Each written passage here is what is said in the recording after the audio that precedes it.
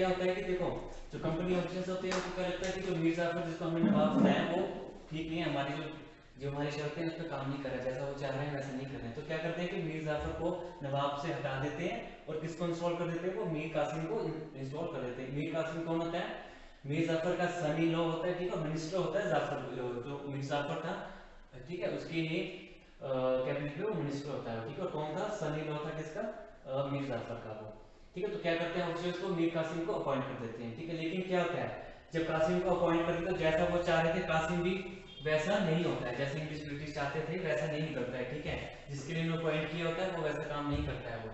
तो वो क्या करता है, जो मीर कासिम था नवाब जिसको बना देते हैं, वो क्या करता है मेड सम चेंजेस, जिससे कि क्या होता है कि जो इंग्लिश ऑफिसर्स थे उनको अच्छा नहीं लगता है उनको, ठीक है।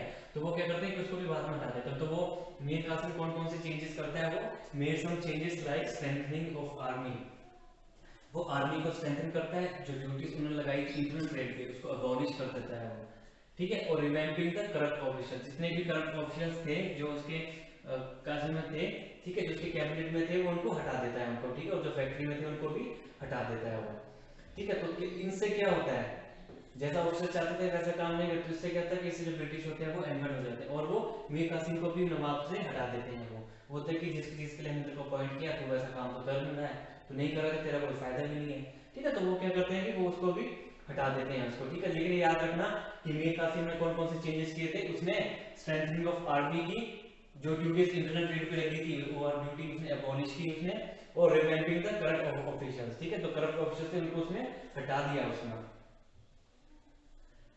ठीक है।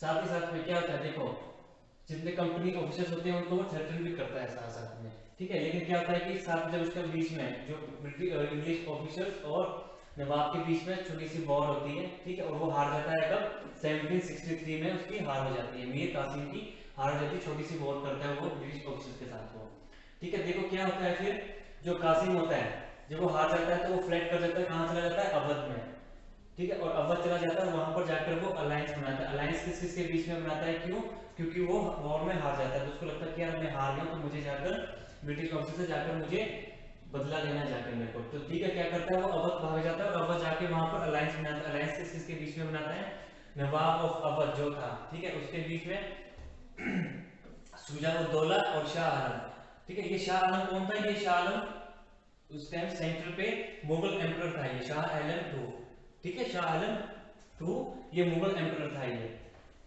ठीक है। जिसको कि जो इंग्लिश होते हैं उसको उसको भी ह्यूमिलेट उन्होंने किया जाता है, ठीक है। जो ब्रिटिश ऑफिसर्स ने शाह आलम को ह्यूमिलेट किया होता है इसलिए वो इनके साथ अलायंस बनाता है, वो कहता है कि ठीक है हम इंग्लिश ऑफिसर के साथ हम जाकर वॉर कर लेते हैं, ठीक है। तो अलायंस किस किस के बीच में बनाते हैं, कासिम, नवाब ऑफ अव और शाहजुद्दौला और शाह आलम टू,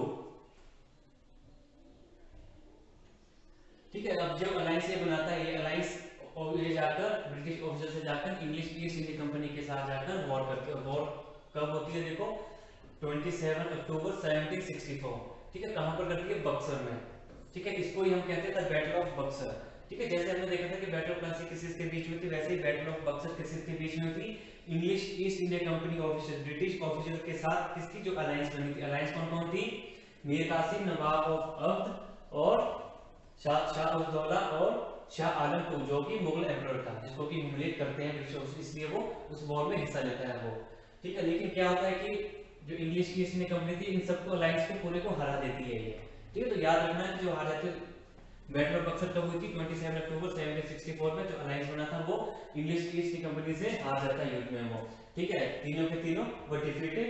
और देखो साथ में क्या रहता है, battle of Buxar establish formally company hold over the Bengal, Bihar, Orissa and put Awadh at their mercy, ठीक है। क्योंकि अवध इसलिए था क्योंकि वो नवाब था वहां पर, वो हार जाता है, ठीक है। वैसे ही कंपनी बंगाल में हार जाता है, मीर कासिम जो था बिहार में और उड़ीसा में, ठीक है, शाहउद्दौला और शाह आलम टू, ठीक है। जब बैटल ऑफ बक्सर में जब ब्रिटिश ऑफिसर जीत जाते हैं इंग्लिश ईस्ट इंडिया कंपनी के, तो क्या होता है वो देखो, वो एस्टैब्लिश कर लेते हैं अपने फर्मली ट्रेडिंग राइट, कंपनी जो फर्मली एस्टैब्लिश कर लेती है अपनी सिचुएशन इंग्लिश इंडिया में, बंगाल, बिहार और उड़ीसा में काफी अच्छी उनकी जो स्थिति है वो सुधर जाती है वो, ठीक है। क्यों, क्योंकि लगता है कि साथ साथ में देखो ब्रिटिश ऑफिसर दो बैटल जीत गए थे वो, ठीक है, बैटल ऑफ बक्सर और बैटल ऑफ प्लासी, ये बहुत बड़ी बात थी उनके लिए। इससे क्या होता है कि जो पॉलिटिकल सिचुएशन जो वो एडमिनिस्ट्रेशन कर रहे थे वो इंडिया में, उनको उसमें वो स्ट्रॉन्ग हो जाए, जो पॉलिटिकल एक्सपेंशन था वो उनका धीरे धीरे बढ़ जाता है और पॉलिटिकल पावर भी उनकी इंक्रीज हो जाती है वो। ठीक है, दोनों वॉर से कौन सी, बैटल ऑफ प्लासी और बैटल ऑफ बक्सर से। ठीक है, देखो अब battle in which Mughal emperor also, जैसे मैंने पहले बताया कि जो शाह आलम टू था वो मुगल एम्परर था। ठीक है, जब वो जो मुगल एम्परर जो पूरे इंडिया पे जो रूल कर रहा था, अगर वो हार जाए तो बहुत बड़ी बात थी वो। ठीक है, तो इससे क्या होता है कि इससे जो कंपनी की प्रेस्टीज होती है वो बहुत इंक्रीज हो जाती है वो। ठीक है, and began to be consider strong political force in India and contender for on all India empire. देखो जब ये बक्सर में, देखो जब ये मुगल एम्परर जब डिफीट हो जाता है, जब भी हार जाता है, तो इससे क्या है कि कंपनी की जो प्रेस्टीज थी वो बहुत इंक्रीज हो जाती है वो। ठीक है, और क्या कंसीडर करते हैं, स्ट्रॉन्ग पॉलिटिकल फोर्स। इससे क्या लगता है कि यार देखो इतना बड़े जो मुगल एम्परर को हरा दिया है, तो क्या इनके पास जो पॉलिटिकल फोर्स है काफी स्ट्रॉन्ग। अब यहीं से शुरुआत हो जाती है contender for all India empire. ठीक है, तो यहीं से इनकी शुरुआत हो जाती है कि पूरी इंडिया में इनकी वाह हो जाती है कि हाँ ब्रिटिश ऑफिसर्स ने 2 युद्ध जीत लिए साथ में लगा था। ठीक है, इससे इनकी प्रेस्टीज इंक्रीज हो जाती है और यहीं से सीरीज बढ़ जाते हैं कि वो इंडिया को, पूरे एम्पायर को वो चला सके वो। ठीक है, पूरे इंडिया को वो रूल कर सके वो। ठीक है, देखो तो अब ऐसा था कि जब उस टाइम की बात करें, जो ब्रिटिश ऑफिसर थे, जब 2 वॉर जीत जाते हैं तो उनकी पॉलिटिकल सिचुएशन बहुत स्ट्रॉन्ग हो जाती है, यहीं से स्टार्ट होती है। ठीक है, कि वो इंडिया को पूरे अच्छे ढंग से वो रूल करते हैं, पूरे एडमिनिस्ट्रेशन करते हैं वो। ठीक है, स्टार्टिंग में पहले आए थे वो ट्रेड करेंगे, फिर धीरे धीरे उनको लगा कि हमें एक पपेट रूलर चाहिए जो कि हमारी क्षमता पे काम करे। ठीक है, इससे क्या होता है कि देखो अब कोई भी इंसान है, अगर किसी को भी अगर पहले कुछ नहीं होता लेकिन धीरे धीरे चीजें मिलती है, तो वो क्या है काफी पॉलिटिकल स्ट्रॉन्ग लगता है, धीरे लगता है कि इसको मैं ये भी करूँ मैं वो भी करूँ। तो ब्रिटिश ऑफिसर ने भी ऐसा किया था उन्होंने। ठीक है, बस आपने याद रखना कि बैटल ऑफ प्लासी और बैटल ऑफ बक्सर वो कब कब लड़ी थी, किस किस के बीच में थी, कौन कौन हार रही है, आपको आगे भी आने वाले कंपटीशन एग्जाम में आपको आएगा ही। ठीक है, बाकी अब नेक्स्ट वीडियो में देखेंगे हम कि एंग्लो मैसूर वॉर और मराठा के वॉर के बीच में क्या क्या होता है। ठीक है, ओके, आज के लिए इतना ही। Okay, thank you.